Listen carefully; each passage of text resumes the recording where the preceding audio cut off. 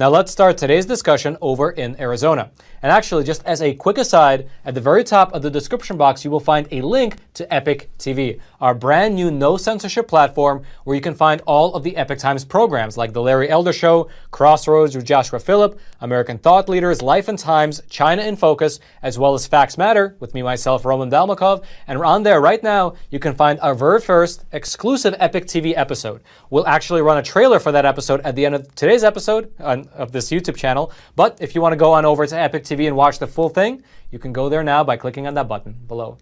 And now let's really start over in Arizona. As we've already discussed in several previous episodes, the large-scale audit of the 2020 election over in Maricopa County has been underway for about 3 weeks now.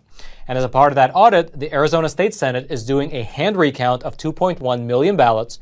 They are looking for any possible IT breaches that might have occurred, and they are also examining close to 400 tabulation machines which were used during the election. Now, according to Ken Bennett, who is the former Arizona Secretary of State, as well as the audit liaison, as of Monday, so as of 2 days ago, only 13% of the ballots have been reviewed thus far. That means that of the 2.1 million ballots, as of Monday, only 275,000 have been recounted.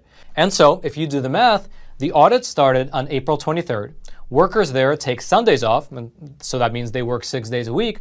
And so that means that workers have been processing about 20,000 ballots per day. Now, the reason for this slower than expected pace is that the auditors are having a hard time finding people to actually do the job. The firms which are actually conducting the audit have been trying to hire more workers. But as of Monday, only 19 tables are staffed, which is far below the 46 tables that Ken Bennett said would be ideal.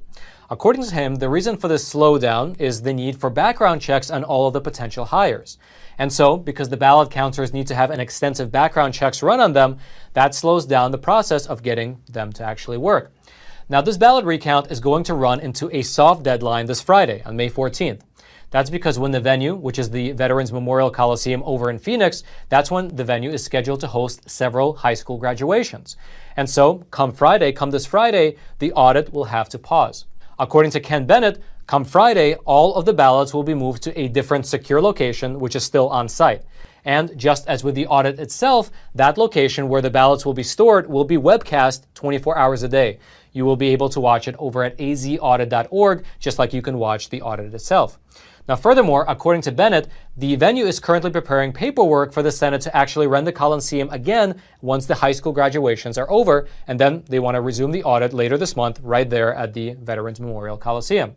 However, a spokeswoman for the Coliseum said that nothing has been signed thus far. Now, according to a statement by Ken Bennett, it looks like the auditors will use this break as an opportunity to find more ballot counters, so that when the audit actually resumes, they can restart at full capacity. Here's what he told reporters. Hopefully, within a few days, or when we come back after the graduations, we'll be fully stocked at the tables and ready to go. Now, the earliest that the audit can actually restart at the Coliseum is May 21st. That's when all the high school graduations are over. And so, it looks like no matter what, the Arizona audit will be paused for at least a week. Now, in terms of all of the legal drama that is happening behind the scenes that we've been discussing in previous episodes, like the Maricopa County officials not handing over routers and passwords, the judge who released the Cyber Ninja security plan to the public, as well as the Department of Justice letter to the Senate, thus far, there have been no developments on those fronts which have been made public. What we're going to be doing next here at the Epic Times is spending the next several days actually following up with the officials who are involved, and I hope to give you an update by this Friday. Otherwise, as always, if you would like to watch the audit for yourself, you can do so over at azaudit.org, which is the website that the Arizona State Senate set up, which allows you to watch the audit in real time happening from 9 different camera angles. And furthermore, if you would like to read the statements from Ken Bennett for yourself, the link to them will be in the description box below this video for you to check out. And by the way, that is that same little description box that is right below that like button that I hope you take a moment to smash. Because videos that are like this, talking honestly about what is happening in this world, are routinely censored, throttled, or sometimes outright taken down by big tech giants like YouTube. However, when you smash that like button below this video, you are forcing the YouTube algorithm to share this video out to potentially thousands of more people, letting the truth be known far and wide. And now let's talk a bit about the freedom of press. As we already mentioned in a previous episode, the situation over in Hong Kong has been steadily deteriorating over the last year. And especially since the passing of the national security law, It seems like the freedom of the press as well as the freedom of speech are being suppressed more and more every single day. Now, we already discussed how a few weeks ago, 4 masked men, they broke into our printing facility in Hong Kong and damaged our printing equipment, our computers, our control panels, as well as several other pieces of equipment using sledgehammers. Well, the silver lining in that incident, at least, was that even though our facility was busted up, nobody was physically hurt. However, as I mentioned, things are looking like they are getting worse and worse every single day. And unfortunately, just yesterday, one of our senior reporters, who has been on the ground for 20 years over in Hong Kong, was beaten up by a man with an aluminum bat. Now, the reporter who was beaten up is named Sarah Liang. And if you've ever watched our program here called American Thought Leaders with Jan Jekielek, well, she runs a similar program over there in Hong Kong where she interviews the thought leaders over on the island. Now, furthermore, she also does a lot of great first-hand reporting from the ground. When I was over in Hong Kong, we collaborated quite a bit.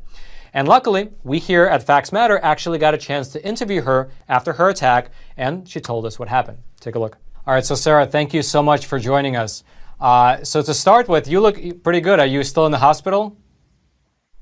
Oh, and I am at home now. I'm not in hospital. Wow. Can you describe to our audience a little bit about what happened yesterday with the attack? I go outside and do my job around 11:30. It's in the morning. Yeah, and it's sunny. Everything is okay. I just walk from my home for just 1 minute. Yeah, and I met somebody that taking a stick, a long stick. It's longer than my arm, and holding to me. It's so strange. I just walk in. Will he shoot me? The first question. It's like to me the first. I think maybe it's not true. Yeah, and take my iPhone and want to shoot this person, but he took just my legs for around 1 minute and shooting 10 times, I think, and very brutally, yeah. And I cannot get his photo or anything because it's so quick. Now, since that attack, the U.S. State Department has actually released a statement saying this. The United States condemns the recent attack committed against an Epoch Times journalist. Attacks against journalists are unacceptable and cannot be tolerated. We urge the authorities to complete a full investigation of this incident, as well as the recent attack on the Epoch Times Hong Kong printing facilities. If you would like to read more about her full story for yourself, the link to that will be in the description box below this video for you to check out. And now, before we move on over and discuss the Antifa and BLM protests which have been breaking out over in Portland as well as Texas, I would like to take a quick moment and introduce our sponsor for today's episode, and I will do so from the sound booth.